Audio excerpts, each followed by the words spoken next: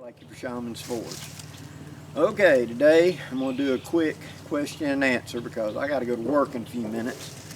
And so I'm going to have to jump out, do this quick, and then get, changed and get to work. So I had asked some of you, I'd asked you to put in questions. And this is my camping general woodcraft questions, 10 of those for you. Okay, number one. What wild animal do you fear in the woods while you're camping and etc.? Well, let's see. Here in the southeast, 99% of the animals are going to avoid you because they have a good healthy fear of man due to hunting, trapping, and etc. That being said, there is always the exception to the rule. What animal do I fear? Rabid dog would be the most number one on the list because it didn't have a fear of man to begin with, and then if it gets rabies, it's out of its head, it attacks whatever. Second choice on that list would have to be alligator. If you're right next to water or something like that, alligators will come up on the bank. They will walk through the woods close to the water's edge. And if they smell food, smell something that sounds good to them, if they haven't eaten in a while, they're going to come up. And we have big gators in Bama, 10, 12, 14, 18 footers. I think the world record alligator came from Alabama not terrible long ago and not terrible far from me, and was a right at 1,000 pounds and right at 19 feet long. So yeah, we got big boys down here. Hog would be up there. Big hog, Russian boars, they're 800-900 pounds, can be. Even a 300 pounder or a 100 pounder can be dangerous to you with those tusks on them. So those are the animals that I don't necessarily fear, but I respect. Now we do have black bear down here, but they are not a problem down here at this time. They are still very much avoiding man, at least in my area. So you'll hear about them, that's about it. Pine wolves or coy dogs, as some people call them, don't have a big fear of man, but I haven't had any instances down here of them attacking people. So of the big animals, I would have to say a rabid domestic dog would be the number one, which could be a hunting dog that got loose, etc. Or could be a canine of some form, either a pine wolf or a coyote. Alligators, something to be respected. And then third would probably be the big Russian boars. The other things like mountain lion, bobcat, no, not so much. I respect them, but I don't walk around always looking over my shoulder. When I hear a sound close to me, I'm going to react to it. And you've seen that in my videos. We've been talking, I've suddenly done like that because down here in the density of my woods, you not hear it because you're distracted doing this, and suddenly you do like that and you turn around and you got a snake right there, or you got some other wild animal right there. And so I react to it, and that's something that's kept me very healthy down here in the past, and I intend to try to do it. You get a woods ear after a while, and you get to noticing the sounds around you. When something seems out of place, you're going to turn and look, especially when it might be something that could be a problem. Okay, number two, land nav. I have a map that was made 16 years ago that I used many years ago, and now that I brought it out and started using this map, I have found that the compass and it are not lining up. The declinations is wrong. Why? Over the last 20-30 years, the Earth's magnetic field has been shifting. Our north and south poles are in the process of switching, and so the actual compass bearing, which is actually pointing to magnetic north, is moving. I know that I have maps here from my part of Alabama from the 1980s where we were 0 declination, either for or against. Today it's 2 to 3. It varies, and if I was going to be doing serious land nav with a compass over distance, I would go and look it up on do a Google search of what is it today, because it has shifted so much. The actual magnetic North Pole has shifted where it was north of us in north of Hudson Bay, Canada, and has actually shifted over to the other side now, and I think is in Siberia. So that's probably the reason of it. If the compass has not been affected next to something magnetic or something, I would check it, of course, with multiple compasses. The declination on the map that was printed back then is probably wrong for today. Change the declination of the map and find out what it is today, and you can still use that map, realizing that certain terrain features may have changed over time. They may put a road in, or that road may not be used anymore, or they got a agricultural field here that was woods before, so you probably have to physically update your map to the current time play. It's a good place to start, but take it with a grain of salt. That's why. Hope that answers your question. If it doesn't, please put down here in the comments and I'll be glad to address it more in depth. Okay, question number 3, bike camping. What are your thoughts? Bicycling through a lot of the trails in the national park areas that do have bike trails and things like that can be a very worthwhile way to go. And you can carry all the stuff you'd carry for bushcraft, woodscraft camping, and just make panners or just small packs to lash to your bicycle. You can also balance it onto the bicycle for riding, and i.e. pushing it. And I've even seen times when bicycles were used to help set up a tent, where they would take the bicycle with a kickstand, put a hiking pole up, throw a tarp over it, and that was like the center ridge pole. So the biking gear's on that side and I'm on this side. It can be a very worthwhile way to go for transporting and enjoyment outdoors, where you don't have to just walk or car camp. You can use bicycles to get out there and get more into it. You can carry a lot of gear. We know that the Viet Cong carried 500 pounds on one, so don't overload yourself. Pack the gear that you would hike with. Add a couple of luxuries, of course. You can carry more water, carry more food, and then balance the packs to the bike.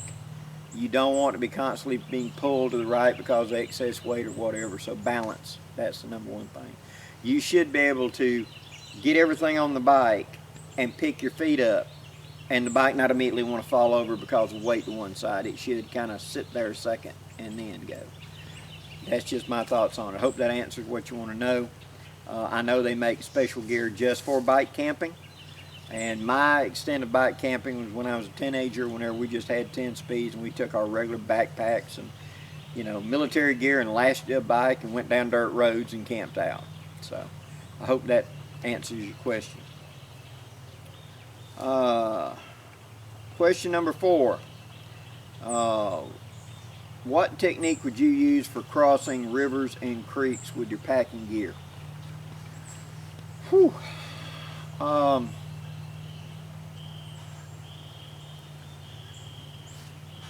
If I'm doing this because I want to, okay, I'm going to look for the best crossing site I can find.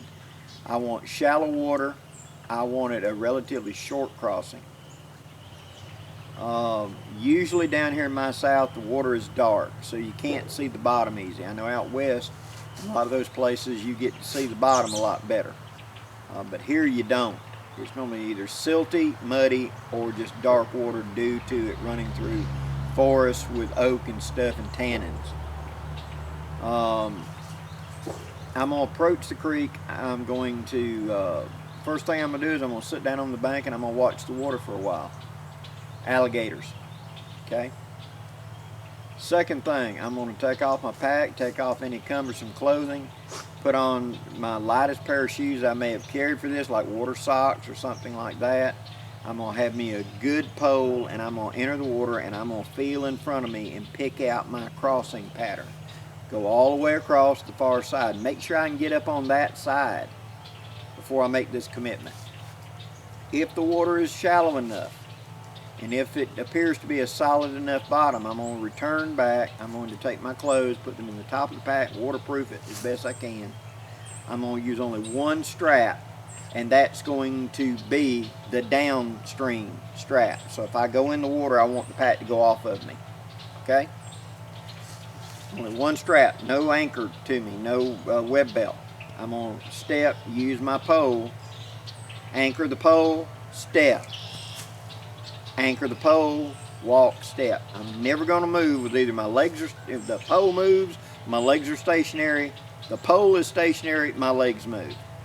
I'm on a quarter up stream if I've got a heavy current, so I'm kind of facing up into the stream, not dead into it, but a 45 to it, so that if I do go down, that pack comes off of me. Okay? Get to the other side, anchor the bank, get up, dry off, etc. Usual stuff. If the water is a lot bigger and I'm having to cross this for whatever reason, I may want to make a float utilizing my poncho or whatever to seal my pack like they taught us in the military and make my pack float. Most packs will float anyway for just a minute until the air gets out of them, as long as you got some sort of waterproof liner. And you've seen me use those military bag liners. Those pulled up dead tight, even full of gear, will float. You know, maybe not float high, but float flush. So if I take my pack and all my gear and get it together like that, and then basically swim across, pushing the pack in front of me, realizing that you're not going to go straight across. There's a current. I've either got to aim upstream and let it curve me to my landing point, or I've got to go across and then swim up the bank to my landing point. Bear that in mind. Do not exhaust yourself trying to swim like crazy to go straight across. You're not going to do it. Hydraulics are going to pull you downstream. The opposite of the game here is if I have to swim, I'm going to push upstream, push against the current, and just drift sideways across by swimming against the current, pushing dead against it, and let it curve me down. When I get to the shallow on the other side where I can walk up to my exit point, or I've aimed where I've landed there, that's where I'll get out and go up the bank and then dry. Again, keeping a mind out for alligators. Now, most times, alligators, even big ones, are not going to mess with you unless you're in deep water. We're too big an animal to just grab. They like to sit at water crossings, things like that, and wait for food to come to them, if at all possible. They're a sudden, intense ambush predator where they lunge out and grab. They are not usually a chase it down type critter. So because of that, when I come up to a water source that's dark water, I'm not just going to walk up and kneel down and go filling up my canteen. There is a danger one could be laying right there, especially if there's a natural V or trail going in there. And that's usually the case on my thick banks, because if it's easy access to the water, it's probably some sort of crossing or where water goes in or something like that, an erosion pattern. So if I'm using that to cross or my landing point, I want to investigate that first to make sure I ain't got a gator sitting there waiting on a meal. You know, good luck to him. I hope he gets lucky, but not with me today, okay? So that's my thoughts on crossing water down here. If multiple people are going and you've got enough rope, we have rigged up a taut ridge line across. Take the pack. First guy goes across carrying the rope. He anchors to his tree. I'm anchored to my tree. We hook the packs on one at a time with a carabiner. Pull it across with a piece of paracord. Unhook. I pull the hook back because the paracord's hooked to the hook.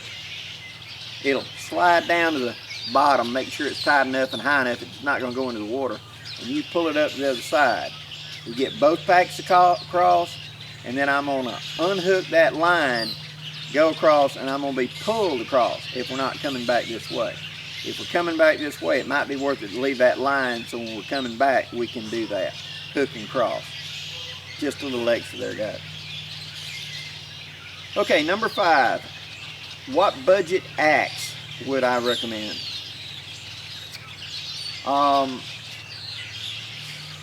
You didn't specify what you're talking about. I recently did a video talking about a one-hand axe, a small hatchet. Or you're talking about an actual, you know, camping axe or a felling axe. Those are 3 different jobs. What I would recommend for a light axe or something like that would be one of the cold steel tomahawks for a little light axe. You know, just something I want to carry to have a, you know, a little firewood prep, maybe for a little bit of defense against certain things. Yeah, tomahawk's a good deal. And you can take the handle and the head off. If you're talking more about like a camp axe, I would recommend going to flea markets and things like that and keep your eye out and look for an American-made axe from the past or just a head. Inspect it. If the back of the axe is flared real wide, suspect it's been used as a wedge or a maul a lot and it may be cracked. If the back of the head isn't severely flared, if the edge appears to be intact, if it appears to not have scale on it, or it's been used in a fire, I mean laid in a fire and left type deal, or a house fire. You can simply use chemicals to take the rust off of it, sand it up, sharpen it up, and there's plenty of videos on YouTube about how to put a handle into an axe. You can take a longer handle and cut it down to the length that you want and get a small axe. I recommend those because many of the axes that come out of overseas, it's a hit or miss. Some of them are really good, some of them are not. I've seen hardware store axes that held an edge beautifully and cut hardwood like a champ. I've seen one just exactly like it, that the edge rolled trying to chop pine, soft pine. It depends on the heat treat, so I can't recommend them. But I can recommend any of the old ones that's come from the past out of the United States, and they're usually marked Made USA or something like that. Find one of those and adapt it. If you're looking for a felling axe, because you want to do, you know, you got the romantic notion of cabin building, trust me, a chainsaw is better, and a big buck saw is better in many ways.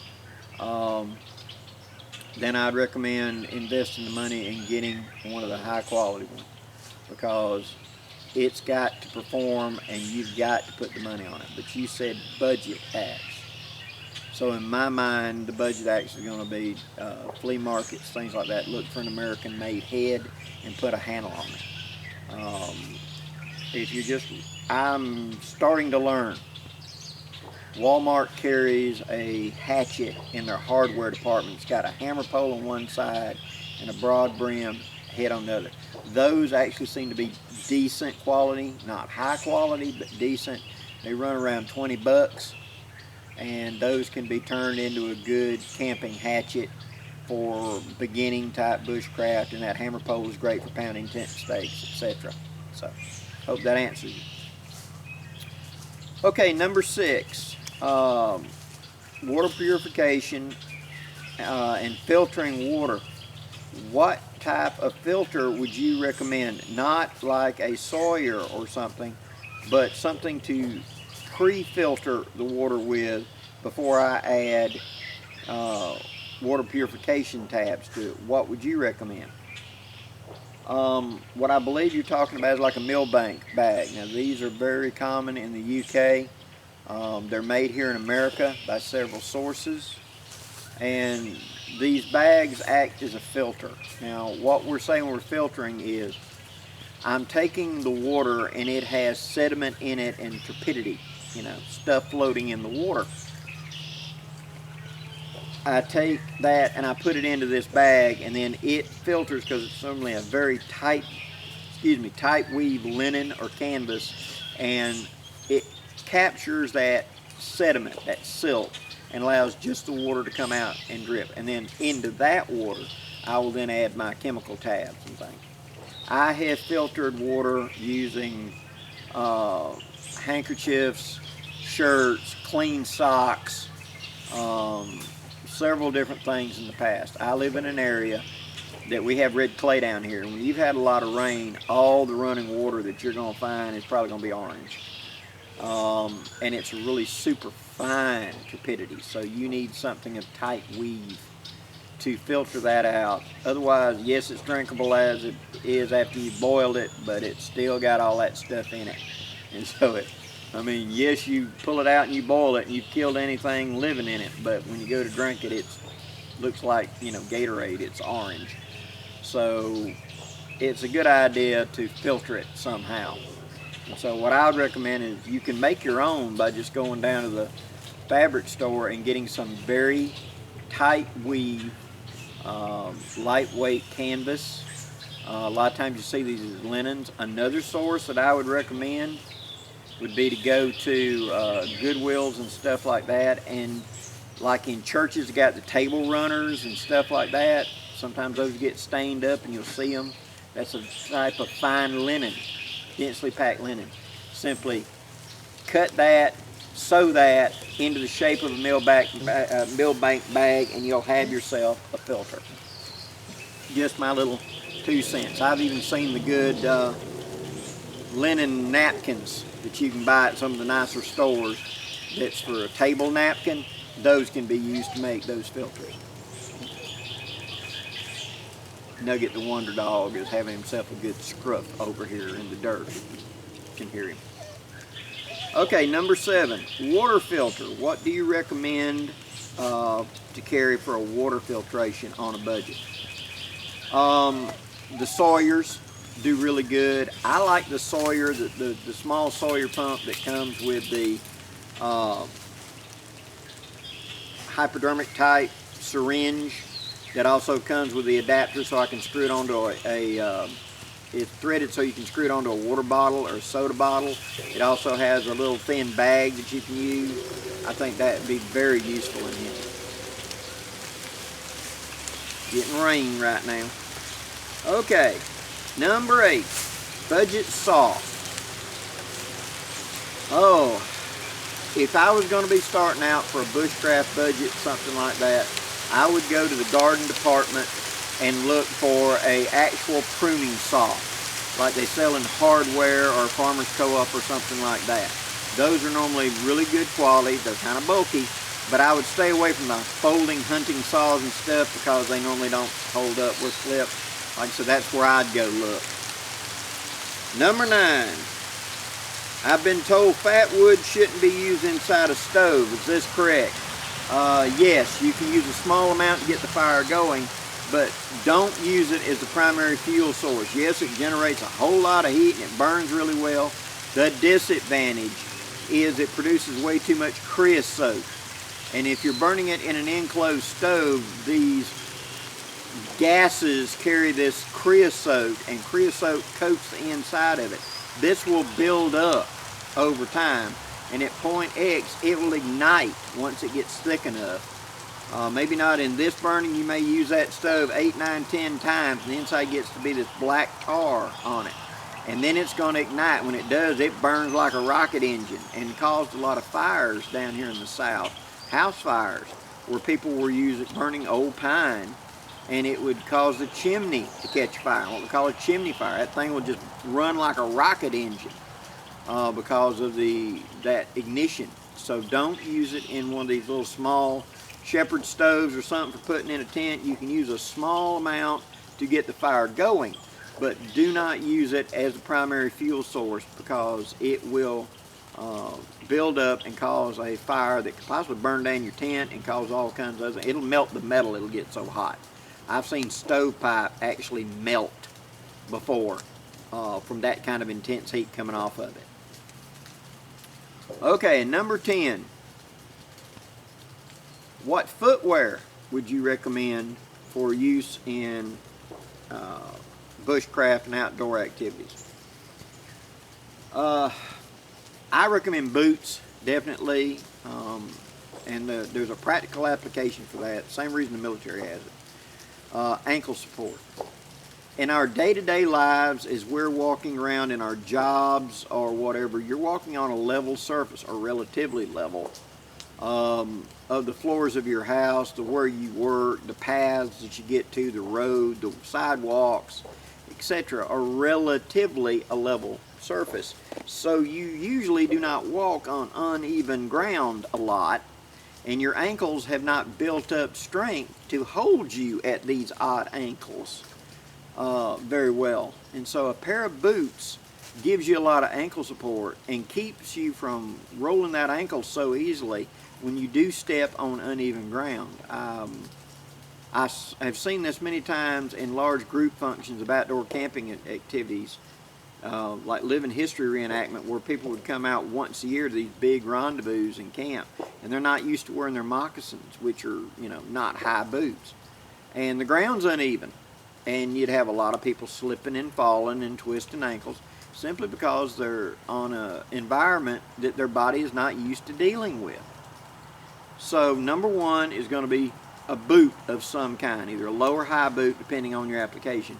If you're in an application where a waterproof boot, like in snow country, stuff like that, or wet areas, yeah, that's a big advantage. Down here, waterproof boots just sweat you to death. They're going to be sopping full of water from you sweating. 8 or 9 months out of the year, I've got high temperatures, and so I need it to be able to cool. And so I like something kind of like a U.S. Army jungle boot or military type boot that has vent holes in it to let my feet breathe, because if I don't, sweat is going to build up and you'll have trench foot. So you're going to have to pick what are your needs. Am I in a wet environment, etc., in which case I'm going to need waterproof. B, I do recommend a boot, at the very least like one of those cross-training running hiking things. If your outdoor activity is going to be mostly trail running, and you've built up to where you feel comfortable in your walking endeavors and trail travel, that you're not rolling your ankles and you've kind of conditioned to it, then yeah, a lighter running shoe would be great. Something that'd be durable enough to hold up would be great. But you've got to put in the time and build up the endurance to be able to do that. Okay? Hope this you've enjoyed this, guys. Please leave any additional questions you'd like me to answer down below. Excuse me. If you would like me to answer a question, just in the comments down here in capital letters put question and write in the question, and I'll do my best to do another one of these videos in the near future for you. Till next time, guys, thank you so much for following my channel. I'm Blackie, wishing you safe journeys. Have a great day, guys.